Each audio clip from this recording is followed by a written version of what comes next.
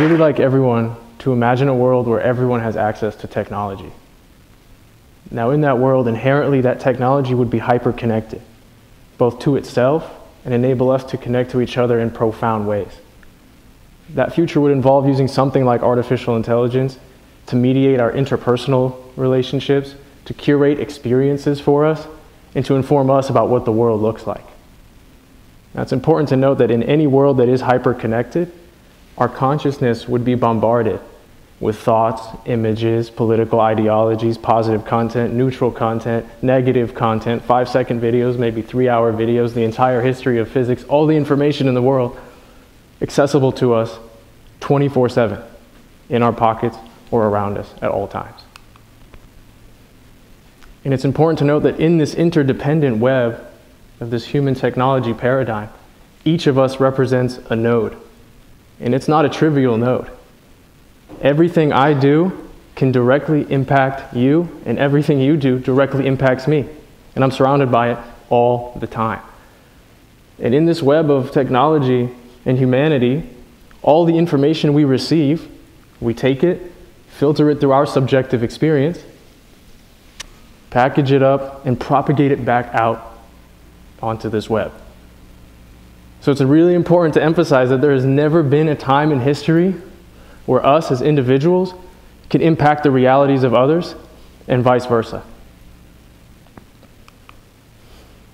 And this reality that I'm describing to you isn't some far out idea. Literally, most of us have grown up with this being our way of life. And that technology and its immersiveness informs who we are, how we relate to ourselves, to each other, and to our environment. And that us that is influenced by what we consume then uses this technology and informs how that technology evolves. And this turns the wheel of this new reality that we're living in. We're becoming increasingly inseparable from technology. We're essentially becoming hybrids. And that may sound weird, but I promise you, you don't need a bionic chip or a robotic arm to be considered a hybrid. I mean, the fact that we are so intimately connected with the devices and information that we use, and it is the foundation of who we become as humans, sounds pretty hybrid to me. And us as digital natives, we grew up in a world where this is all we've known. That is all we've known. In a world where everyone has access to technology, our behaviors and our ideas and our passions and our goals are intertwined with one another. And all the tools needed to transcend our limitations and realize our potentials exist right now in your pocket or 1 degree of separation away.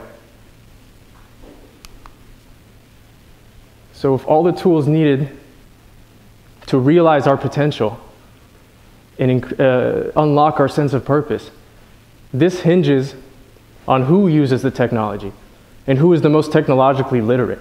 Remember that web. And those who are using these technologies, their voices will be amplified. And by logical extension, so will their darker sides. So how we use this technology reflects things like biases, opinions, and those who are the loudest, those who we're going to hear. And as this reality begins to integrate itself deeper into our lives and redefine what it means to be human, we have a human right. We have an obligation to know exactly how it works, exactly how it's influencing our mind and our physiology, the way we think and the way we interact. Is what we're evolving and is what we're interacting with complementing our evolution and complementing our spirit? Or is it interfering with healthy development and wholesome upbringing of others? That is the essential question we have to ask ourselves every day and every time we interact with anything new. So we're at an extremely critical point. I think we have been for a while, and it's becoming increasingly obvious that if one, the technologies that already exist right now have the capacity to maximize our creative output and enable us to realize our potentials, and two, if these technologies have such a potent influence on who we are and affect our personalities in complex ways, and three, if we have the capacity to influence each other's reality, think something like social media, everything you consume doesn't come out of a vacuum, it comes from someone else. And everything you output, someone else interfaces it. And again, as our reality becomes encroached by technology through AirPods or VRs, through smartwatches, through the first thing we do when we wake up is to check these social platforms to be engaged, you're seeing something that someone else has produced, and someone is seeing something that you've produced. And it is amplified and moves in a chaotic way that we can't predict. So we literally influence each other's reality all the time. And again, I grew up not even knowing that was a thing. It's just I thought it was normal. So if this is the case, I'd like to propose that well-being must be at the center stage of everything we do. That we must, as individuals, develop self-awareness, mindfulness, compassion, critical thinking, to really evaluate every single action and idea that you have. And this is a trainable skill. This is not necessarily something we're all born with. And it's certainly not something anyone born into this technological world had to learn how to do.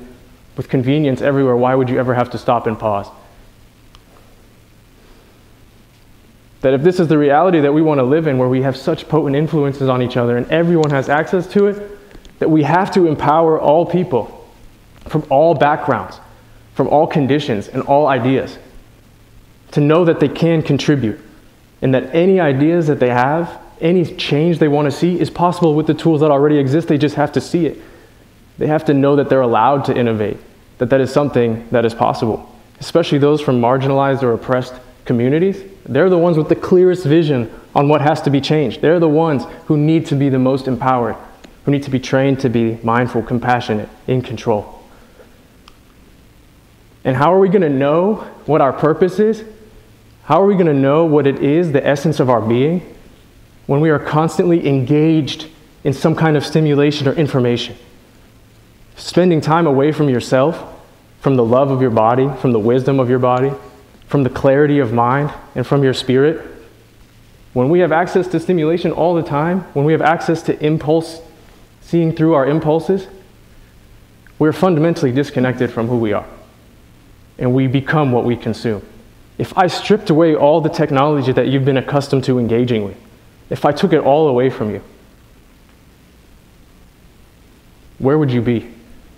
Where would you be? Not the idea of you that you have. You.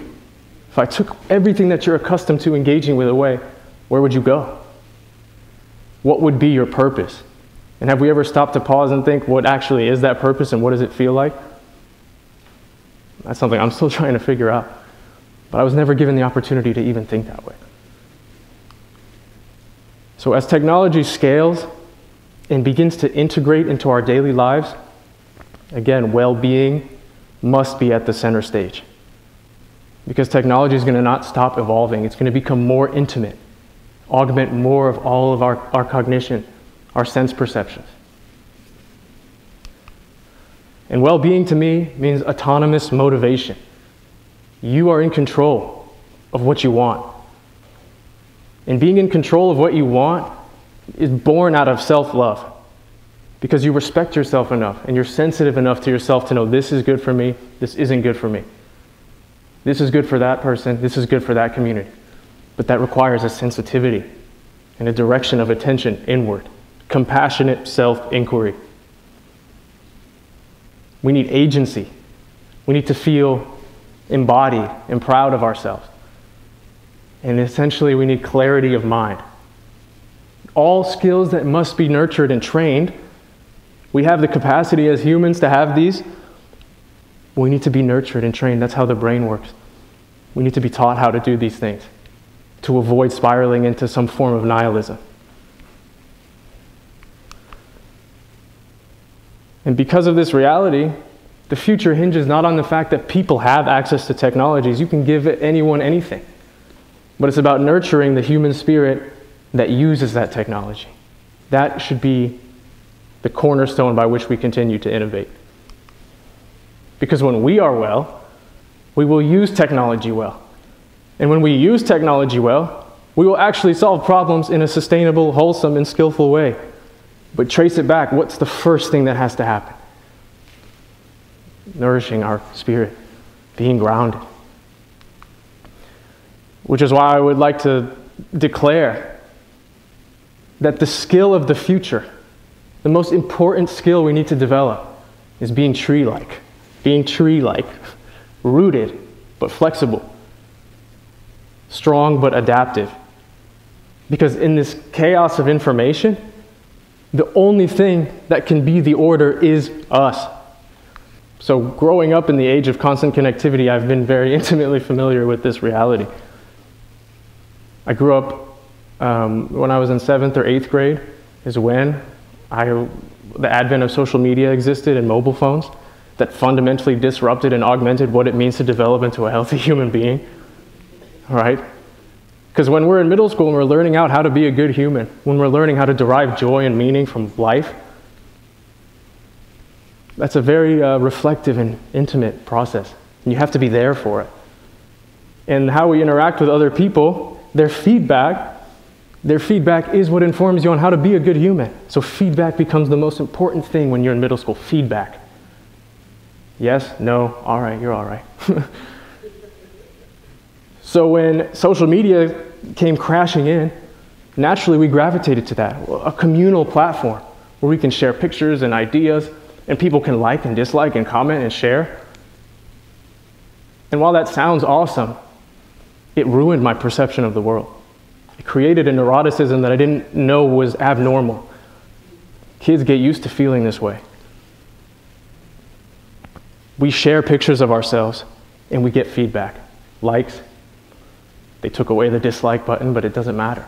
Because I would post a picture, it would get 10 likes. I post another picture, it gets 9 likes. I don't have to think, my brain's already done the computation. That first version of you that you posted, that's who you need to be. Even if I like both of them, one of them got 9, one of them got 10. My friend posts a picture, so I leave a comment. And if he doesn't like the comment and reply to the comment, we're beefing. We've got a problem. These nuances and these little social interactions, that is all we as kids look for. And that's what I was used to, 7th, 8th grade. And so our attention becomes the foundation of our well-being. Where can we place our attention? Because wherever your attention is where attunement is. And wherever there's attention, there's love, always, by virtue of attention. So growing up in this age of connectivity, my attention was focused on what I was consuming.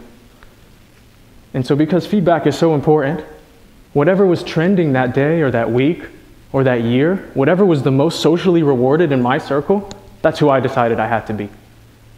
And it's different for everyone. But whatever I saw, whatever the popular opinion was, yeah, that's who I have to be. And so what does that mean?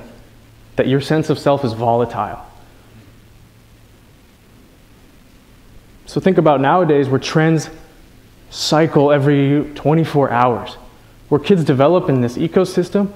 How are you supposed to know who you are supposed to be?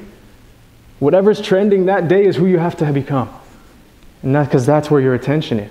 That's where your attention is. So how can we expect the next generation to feel grounded, to feel meaningful, to feel purpose when it's out here, but not here? So when I was in college, I realized something was wrong. Everything I'm describing to you, I really came to realize in the past 2 or 3 years, maybe 4 years. I knew something was wrong. I was like, I don't feel in control. I don't feel like I have agency. I don't know why I have the thoughts that I have. Why do I have the opinions that I have? How can I even trace back to think, why do I think the way that I think when I've consumed hundreds of thousands of hours of content? Each of those content sending a message to my brain and to my spirit, this is how you need to be. The fact that in 60 seconds I can consume 6 videos, that's a lot of information density. 6 videos, each with their own narrative, their own opinion, and their own ideology. And I never stop and pause and integrate and reflect, how did I feel before, during, and after this experience? I just go, and that's 1 minute. 6 videos, 1 minute. Where am I in all this? So I just knew something was wrong, and I spent years like that. So I felt anxious, I felt depressed, I felt in 2 states, either engaged in some kind of information or in a restless anticipation of the next time I would be able to engage in this information would be. So I started to wean off these technologies that I was so dependent on without realizing. deleted all my social media. It was very difficult. Felt FOMO, felt all of that. And I picked up a meditation practice. And I said, why meditation? Everyone's talking about meditation. Because meditation allows you to exist within the space between impulse and action, between thoughts and the manifestation of that thought.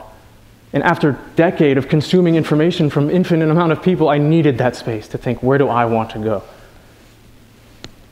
And digital natives rarely get that opportunity to investigate that reality because we were never taught to, and there's too much information out there to even make sense of. So once I created that space, I started to take the driver's seat. I started to come out of that fog of technological dependence. And I explored different passions like music and writing and reading, yoga, can do some cool poses now, just to explore something that I should have done when I was in 7th grade. Something that felt slow, something that felt real, something that felt sustainable, something that before I did it, the person I was after was a better person. Not neutral, not worse. When I did something, the person I came out after that experience was someone a little better at something, which is never the case for content you consume online. And I started to realize, oh, this is how you use technology. Oh, I have to be in control of it. I get to decide where I direct that energy. Energy that I just thought was normal to give to these platforms. That I should always be firing at 50%. Half my mind over there in what's happening in this digital ecosystem and half my mind wherever else. That I have to be in control of where I want to direct my potential. Because the tools to do that are already here. They were just controlling me. So I used this new power. It literally felt like a superpower. I felt like I got slapped awake. Oh, hey, everything you want to achieve is possible with the things that trapped you into a cycle of abuse. And I worked on problems that I truly cared about. So me and a friend of mine, we created an app that interrupts screen time with mindful interventions, breathing techniques, something to force this pause. Because no teachers are really trying to teach us how to navigate this ecosystem.